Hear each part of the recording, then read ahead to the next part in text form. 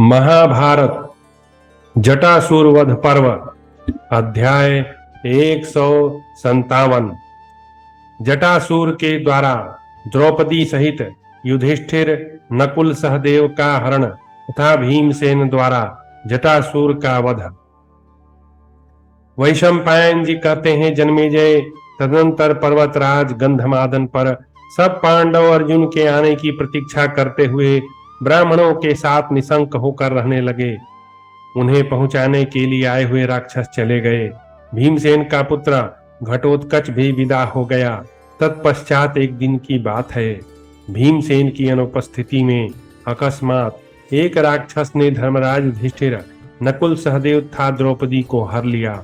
वह ब्राह्मणों के वेश में प्रतिदिन उन्हीं के साथ रहता था और सब पांडवों से कहता था कि मैं संपूर्ण शास्त्रों में श्रेष्ठ और मंत्र कुशल ब्राह्मण हूँ। वह कुंती कुमारों के तर्कस और धनुष को भी हर लेना चाहता था और द्रौपदी का अपहरण करने के लिए सदा अवसर ढूंढता रहता था। उस दुष्ट आत्मा एवं पाप बुद्धि राक्षस का नाम जटासुर था। जन्मेजय, पांडवों को आनंद प्रदान करने वाले युधिष्ठिर अन्य ब्राह्मणों की तरह उसका भी पालन पोषण करते थे, परंतु राख में छिपी हुई अग्नि की भांति उस पापी के शत्रुसूदन हिंसक पशुओं को मारने के लिए भीमसेन के आश्रम से बाहर चले जाने पर उस राक्षस ने देखा कि घटोत्कच अपने सेवकों सहित किसी अज्ञात दिशा को चला गया। लोमश आदि महर्षि ध्यान लगाए बैठे हैं तथा दूसरे तपोधन स्नान करके और फूल लाने के लिए कुटिया से बाहर निकल गए हैं।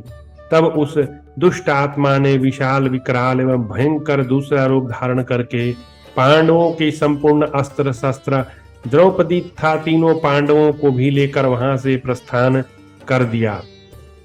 उस समय पांडु कुमार सहदेव प्रयत्न करके उस राक्षस की पकड़ से छूट गए और पराक्रम करके म्यान से निकली हुई अपनी तलवार को भी उससे छुड़ा लिया। फिर वे महाबली भीमसेन जिस मार्ग से गए थे उधर ही जाकर उन्हें जोर जोर से पुकारने लगे। इधर जिन्हें वह जटासुर हर कर लिए जा रहा था, वे धर्मराज युधिष्ठिर उससे इस प्रकार बोले, अरे मूर्ख, इस प्रकार विश्वासघात करने से तो तेरे धर्म का ही नाश हो रहा है, परंतु उधर तेरी दृष्टि नहीं जाती। दूसरे भी जहां कहीं मनुष्य अथवा पशु पक्षी की योनि में स्थित प्राणी है, ये सभी धर्म पर दृष्टि रखते हैं। राक्षस तो पशु पक्षी की भांति अपेक्षा विशेष रूप से धर्म का विचार करते हैं। राक्षस धर्म के मूल हैं, वे उत्तम धर्म का ज्ञान रखते हैं। इन सब बातों का विचार करके तुम्हें हम लोगों के समीप ही रहना चाहिए। राक्षस देवता, ऋषि, सिद्ध, पितर, गंधर्व, नाग, राक्षस, पशु, त्रियक योनि के सभी प्राणी और कीड़े मकोड़े, चींटी आदि भी मनुष्यों के आश्रित हो जीवन निर्वाह करते हैं। इस दृष्टि से तू भी मनुष्यों से ही जीविका चलाता है। इस मनुष्य लोक की समृद्धि से ही तुम सब लोगों का लोक समृद्धशाली होता है। यदि इस लोक की दशा शोचनीय हो तो देवता भी शोक में पड़ जाते हैं, क्योंकि मनुष्य द्वारा हव्य और कव्य से विधि पूर्वक पूजित होने पर उनकी वृद्धि होती है। राक्षस, हम लोग राष्ट्र के पालक और संरक्षक हैं। हमारे द्वारा रक्षित न होने पर राष्ट्र को कैसे समृद्धि प्राप्त होगी और कैसे उसे सुख मिलेगा। राक्षस को भी उचित है कि वह बिना अपराध के कभी किसी राजा का अपमान न करे। नरभक्षी निशाचर, तेरे प्रति हम लोगों की ओर से थोड़ा सा भी अपराध नहीं हुआ है।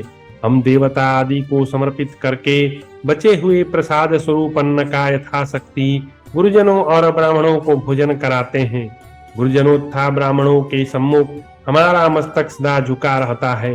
किसी भी पुरुष को कभी अपने मित्रों और विश्वासी पुरुषों के साथ द्रोह नहीं करना चाहिए। जिनका अन्न खाए और जहां अपने को आश्रय मिला हो, उनके साथ भी द्रोह या विश्वासघात करना उचित नहीं है।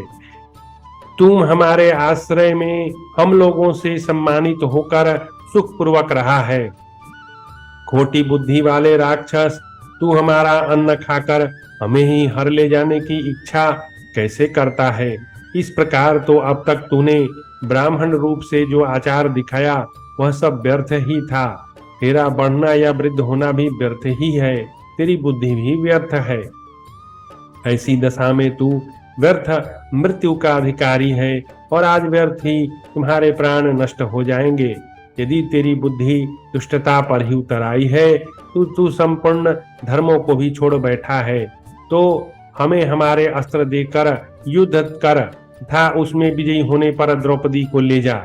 यदि तू अज्ञानवश यह विश्वासघात या अपहरण कर्म करेगा तो संसार में तुझे केवल अधर्म अपकीर्ति ही प्राप्त होगी। निशाचर, आज तूने इस मानव जाति की स्त्री का स्पर्श करके जो पाप किया है यह भयंकर विष है जिसे तूने घड़े में घोल कर पी लिया है। इतना कहकर युधिष्ठिर उसके लिए बहुत भारी हो गए। भार से उसका शरीर दबने लगा, इसलिए अब वह पहले की तरह शीघ्रता पूर्वक न चल सका।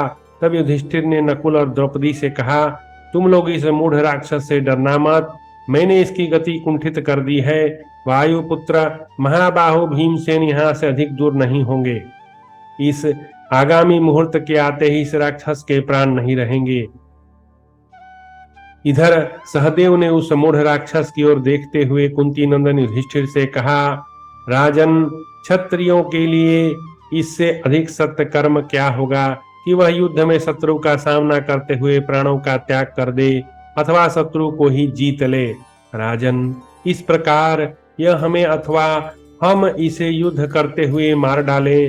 परंतप महाबाहो नरेश, यह क्षत्रिय धर्म के अनुकूल देश काल प्राप्त हुआ है। यह समय यथार्थ पराक्रम प्रकट करने के लिए है।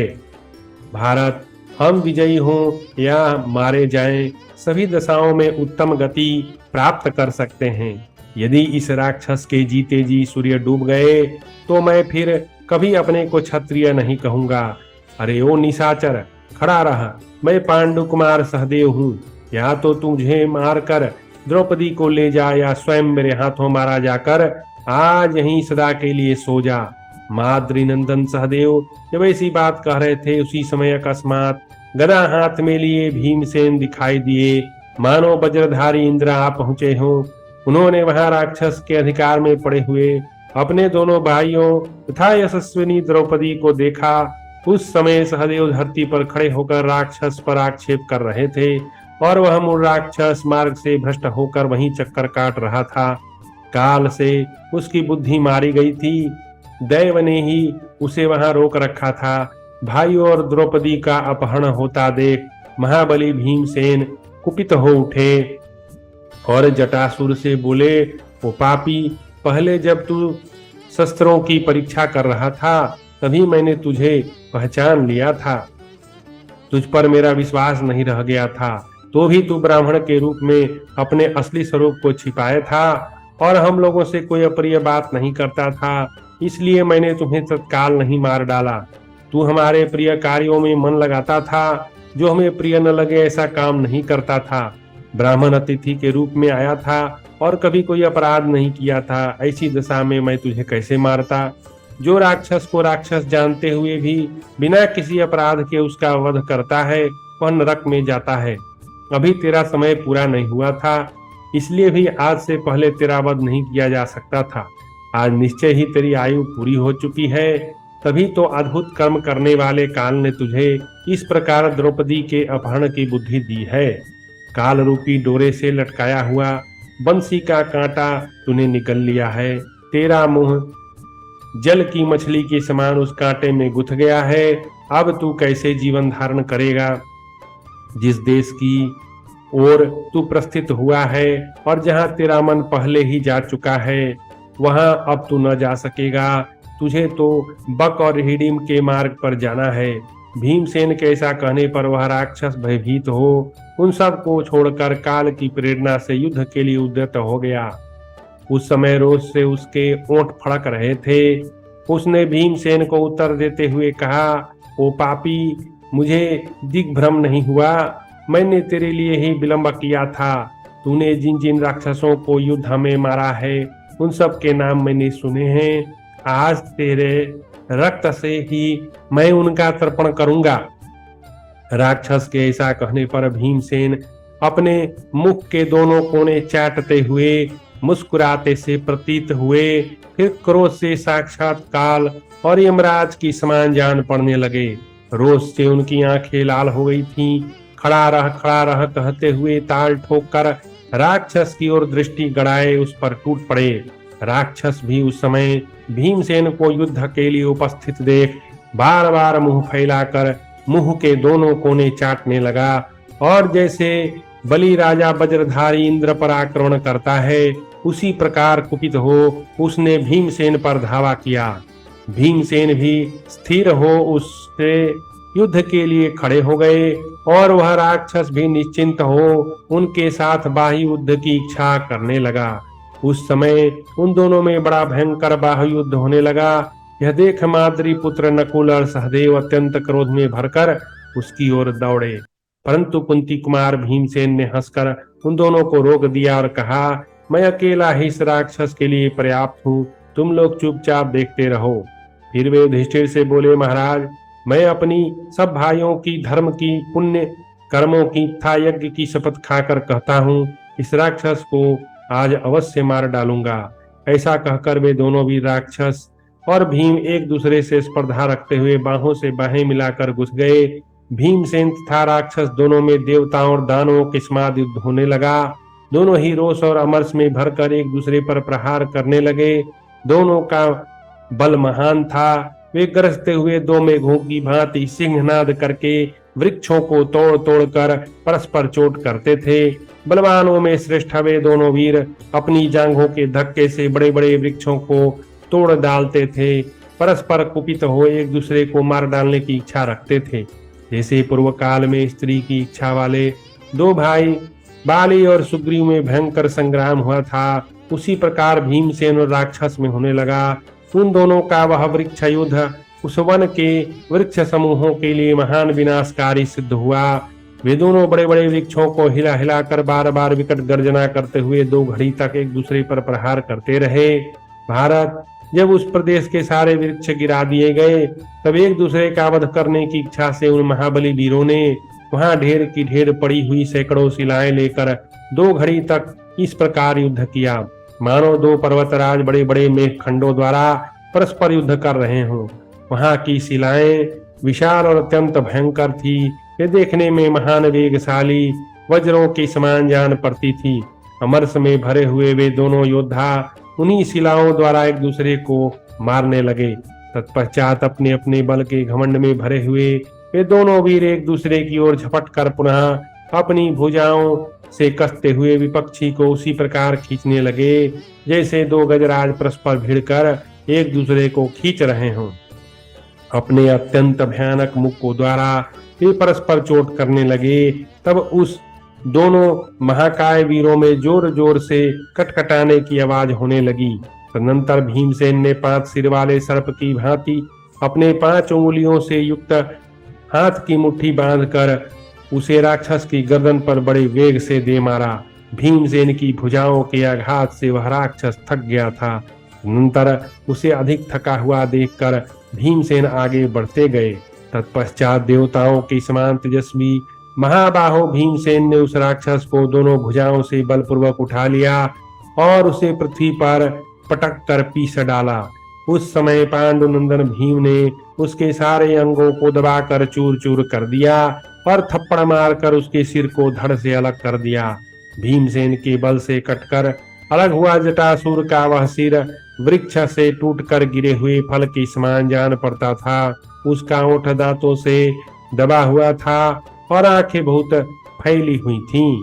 दांतों से दबे हुए ओठ वाला वह मस्तक खून से लथपथ होकर गिर पड़ा। इस प्रकार जटासुर को मारकर महान धनुर्धर भीमसेन युधिष्ठिर के पास आए।